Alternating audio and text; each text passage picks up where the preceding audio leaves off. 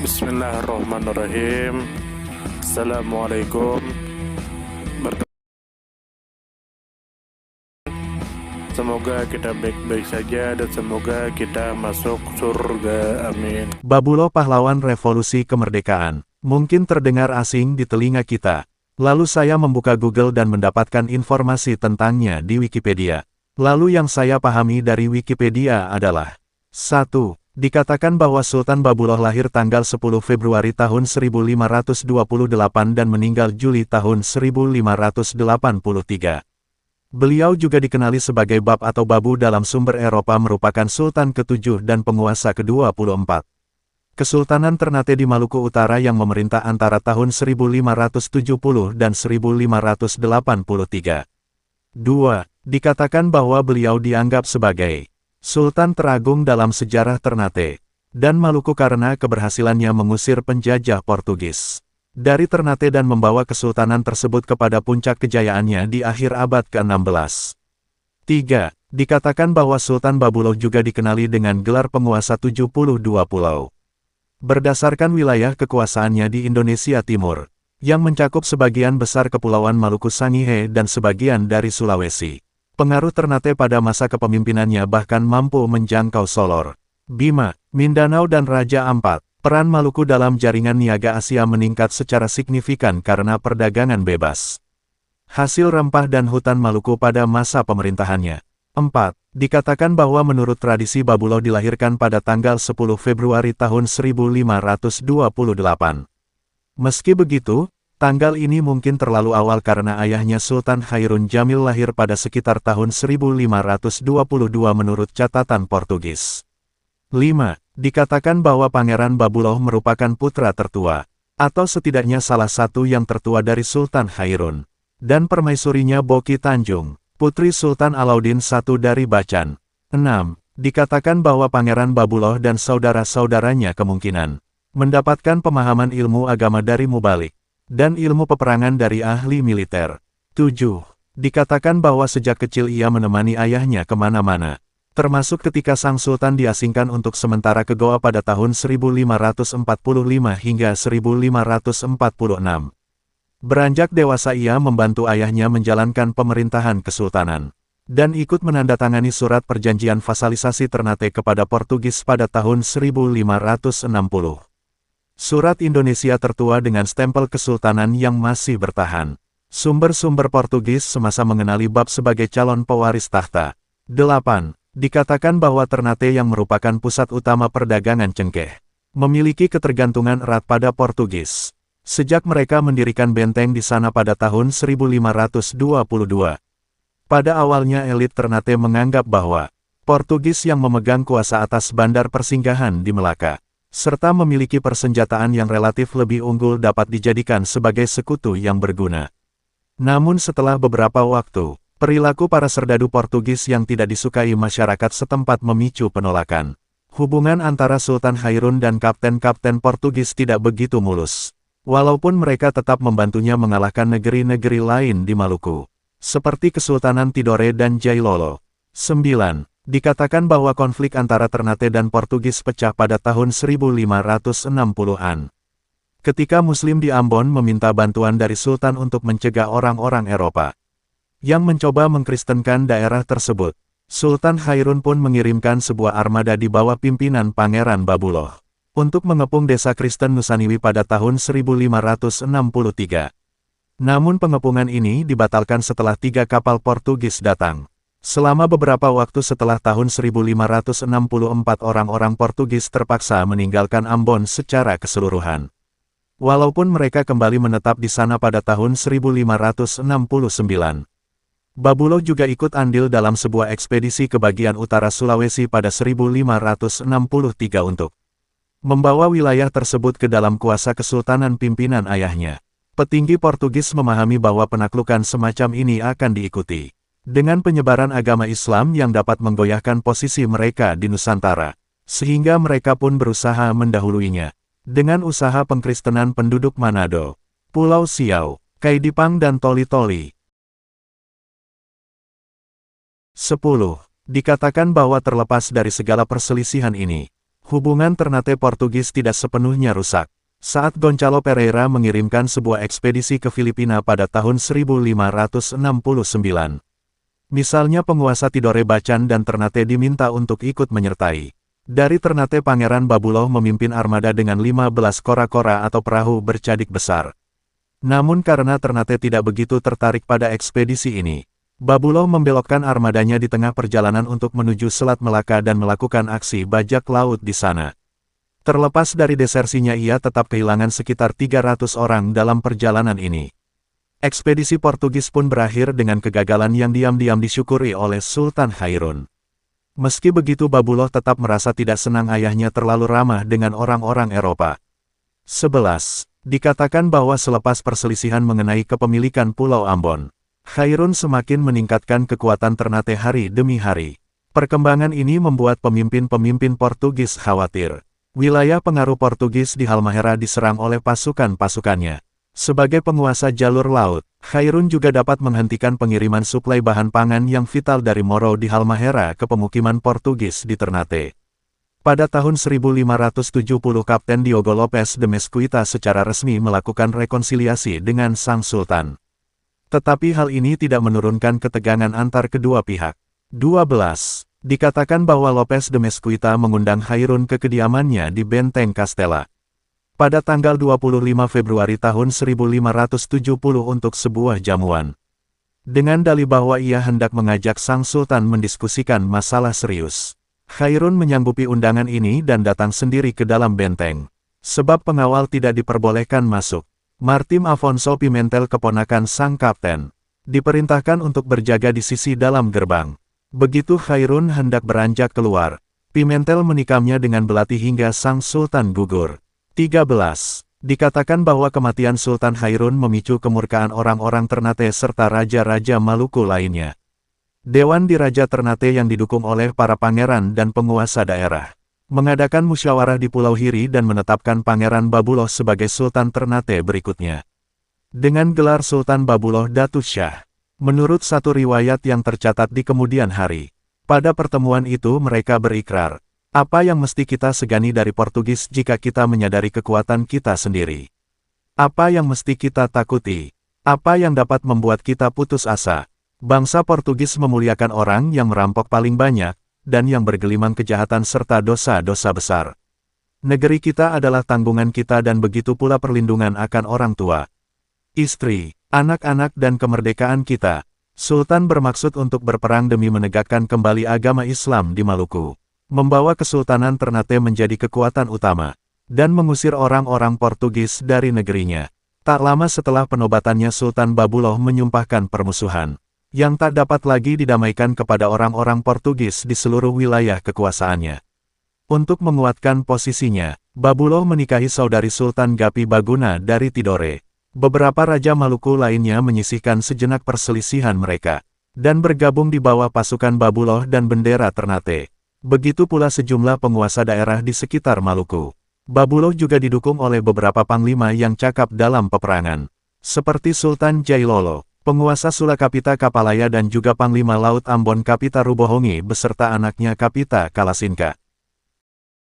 14. Dikatakan bahwa sebagai balasan atas pembunuhan Hairun, maka Babuloh meminta agar Lopes de Mesquita dibawa ke hadapannya untuk diadili. Benteng-benteng Portugis di Ternate yaitu Toluco, Santa Lucia, dan Santo Pedro jatuh dalam waktu singkat, menyisakan kediaman Mesquita sebagai pertahanan terakhir. Di bawah komando Babuloh, pasukan Ternate mengepung São João Baptista dan memutuskan hubungan benteng tersebut dengan dunia luar. Suplai makanan dari luar tidak diperbolehkan masuk kecuali sejumlah kecil sagu, yang hampir-hampir tidak dapat membantu penduduk benteng bertahan hidup. Walaupun begitu, pasukan Ternate sesekali memperbolehkan pertemuan antara penduduk benteng yang dikepung dengan masyarakat pulau lainnya. Sebab banyak penduduk asli Ternate kala itu yang memiliki hubungan kekerabatan dengan Portugis melalui pernikahan. Dalam kondisi tertekan seperti ini, orang-orang Portugis mengangkat Alvaro de Atait sebagai kapten baru mereka, menggantikan Lopes de Mesquita. Namun pergantian kepemimpinan ini tidak menggoyahkan niat Babuloh untuk mengusir orang-orang Eropa. Selagi pengepungan tersebut berlangsung, pasukannya, menyerang wilayah-wilayah yang menjadi pusat misi Yesuit di Halmahera dan memaksa penguasa Bacan yang sudah dibaptis untuk beralih kembali ke Islam pada sekitar tahun 1571. Pada tahun 1571 sebuah armada Ternate dengan 6 kora-kora besar di bawah pimpinan Kapita Kalasinka menyerbu Ambon. Pasukan Ternate juga berhasil menaklukkan wilayah Hoa Moal di Seram, Ambelau, Manipa, Kelang dan Boano. Tentara Portugis yang dikomandoi Sancho de Vasconcelos berusaha dengan susah payah untuk mempertahankan benteng-benteng mereka dan kehilangan kuasa mereka di laut atas perdagangan cengkeh. Dengan bantuan penduduk setempat yang sudah masuk Kristen, Vasconcelos sempat berhasil menangkal serangan Ternate di Pulau Buru selama beberapa waktu. Akan tetapi wilayah tersebut jatuh ke Ternate tak lama setelah serangan baru dilancarkan di bawah pimpinan Kapita Rubohongi. 15. Dikatakan bahwa pada tahun 1575 sebagian besar tanah Portugis di Maluku telah diambil alih oleh Ternate. Dan suku-suku serta negeri-negeri yang mendukung Portugis telah benar-benar tersudut. Hanya São João Baptista saja yang masih dalam pengepungan. Selama 5 tahun sebelumnya orang Portugis beserta keluarga mereka mengalami kesulitan hidup di dalam benteng yang terputus dari dunia luar tersebut. Sultan Babulo menuntut agar orang-orang Portugis di dalam benteng segera menyerahkan diri untuk meninggalkan Ternate dan berjanji akan memberikan kapal serta suplai agar mereka dapat mencapai Ambon. Sementara itu penduduk benteng yang berasal dari Ternate diperbolehkan tinggal selama mereka mengakui pemerintahan kesultanan. Kapten Nuno Pereira de la Cerda menerima persyaratan tersebut. Maka orang-orang Portugis pun menyerah dan pergi meninggalkan Ternate tak lama kemudian. Sultan Babulo memegang janjinya dan tidak ada satupun dari mereka yang dilukai. Ia menyatakan bahwa orang-orang Portugis tetap dapat berkunjung sebagai pedagang dan harga cengkeh untuk mereka tidak akan berubah. Sebuah kapal dari Melaka datang menjemput sisa-sisa orang Portugis di Ternate dan membawa mereka berlayar menuju Ambon. Sebagian dari mereka melanjutkan perjalanan ke Melaka sementara yang lain pergi menuju Solor dan Timor untuk berpartisipasi dalam perdagangan kayu cendana.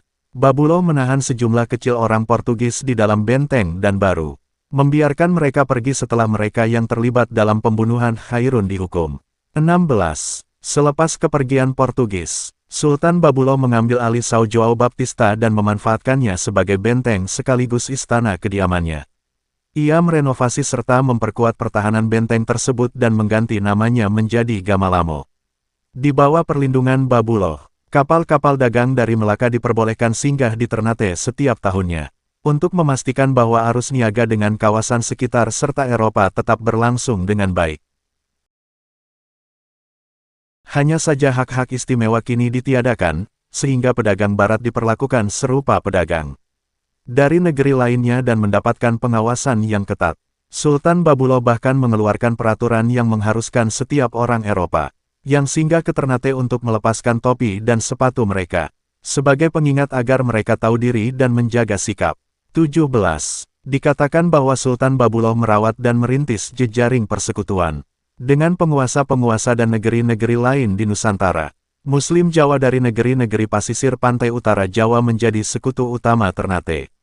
Beberapa misi dikirimkan kepada wilayah-wilayah yang diklaim oleh Ternate untuk menuntut kesetiaan mereka kepada kebijakan-kebijakan Sultan. Pada tahun 1580 Babulo disebut memimpin sebuah ekspedisi pelayaran besar-besaran yang mengunjungi sejumlah tempat di Sulawesi.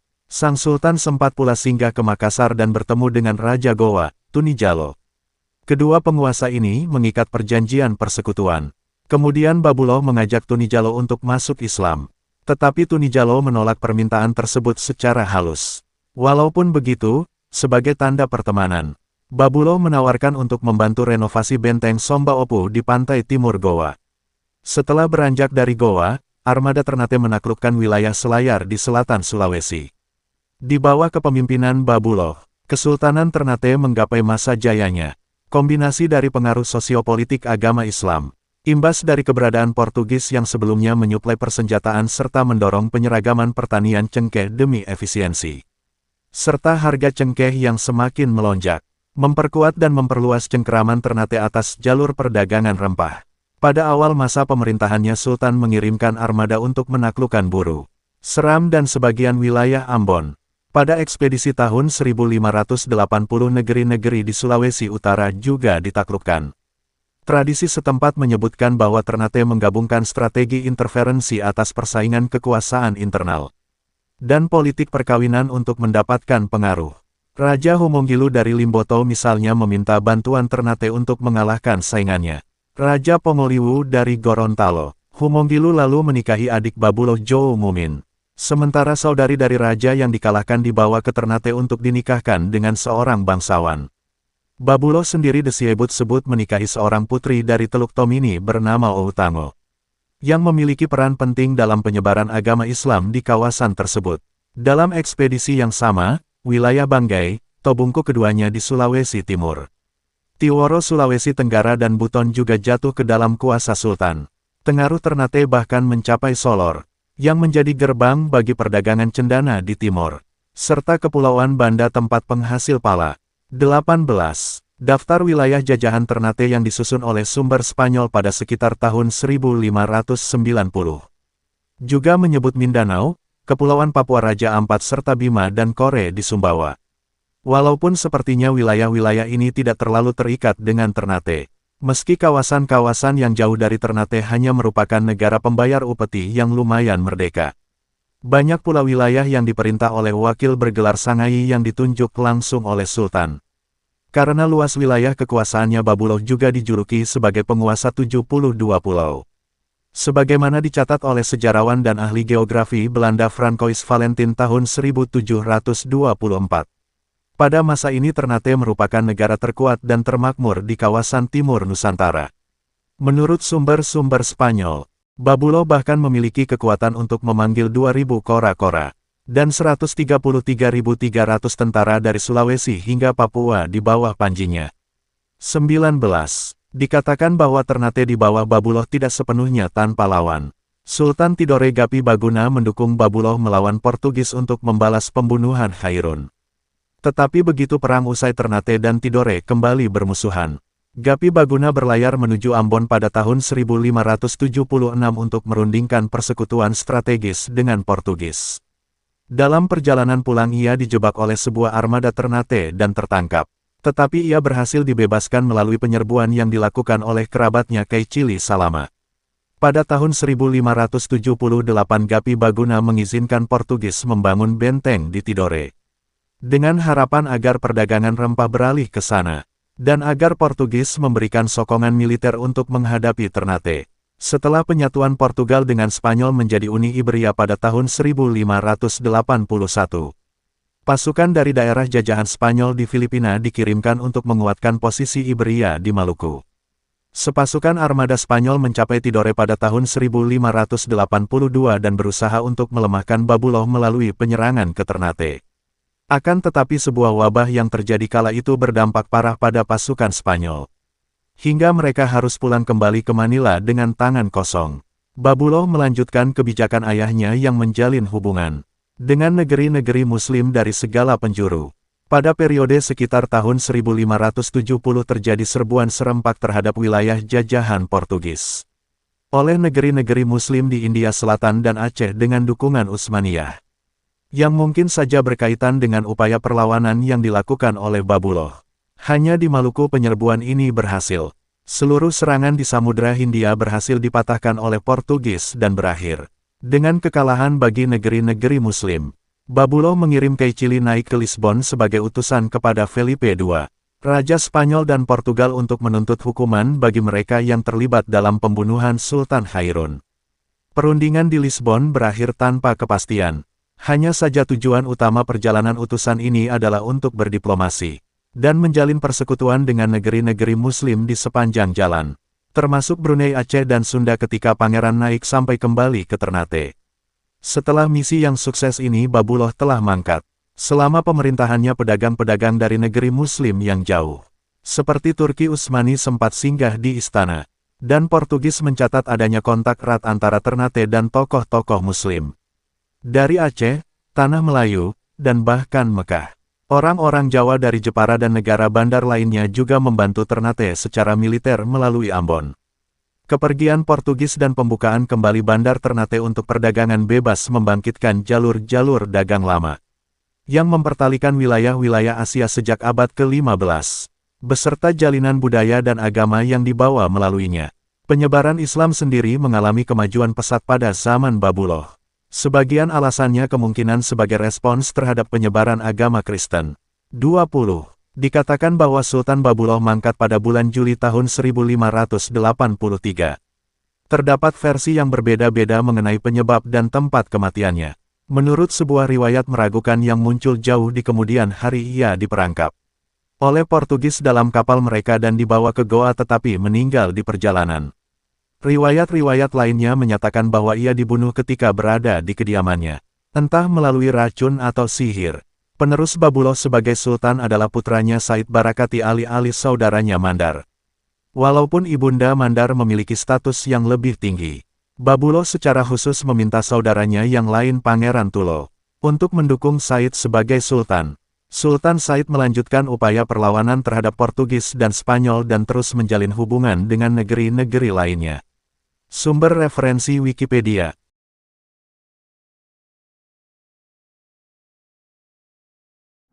Semoga kita baik-baik saja, mohon maaf. Terima kasih, semoga kita baik-baik saja, mohon maaf. Terima kasih banyak, mohon maaf jika ada salah. Semoga kita masuk surga. Semoga kita semua disehatkan badan, dilancarkan rezeki, dikabulkan segala hajat. Terima kasih banyak, sampai bertemu di pertemuan selanjutnya. Salam damai. Terima kasih, semoga kita baik-baik saja, mohon maaf. Terima kasih, semoga kita baik-baik saja, mohon maaf.